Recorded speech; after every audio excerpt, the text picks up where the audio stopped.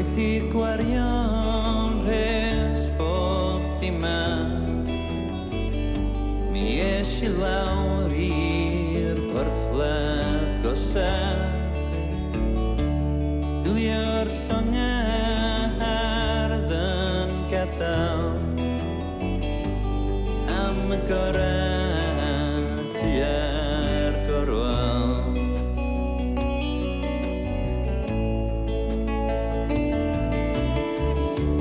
Heno'n gorffwys wrth yng nghartra, y fory ymhell ar draws y tonna. Oddi wrth y cryd a'r cartra clir, i'r ddinas wen sydd ymhen draw'r byd.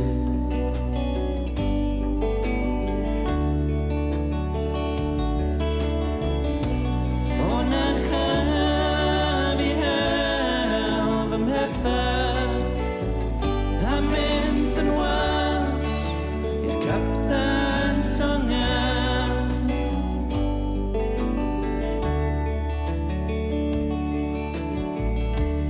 Dyna ddyn oedd wrth y dociau, yn deud I fod o'n Capten Llongau, efo ceiniog brin I'm tywys I na, dros y don i'r bywyd nesaf.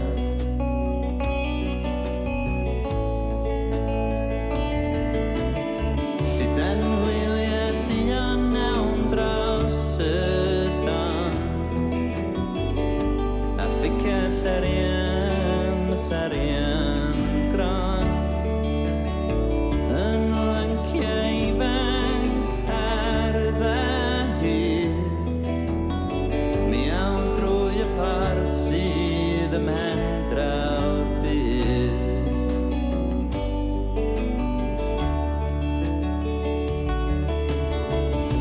A dyna'r hogiau I gyd yn gadael dros y don mewn llongar rhyfel.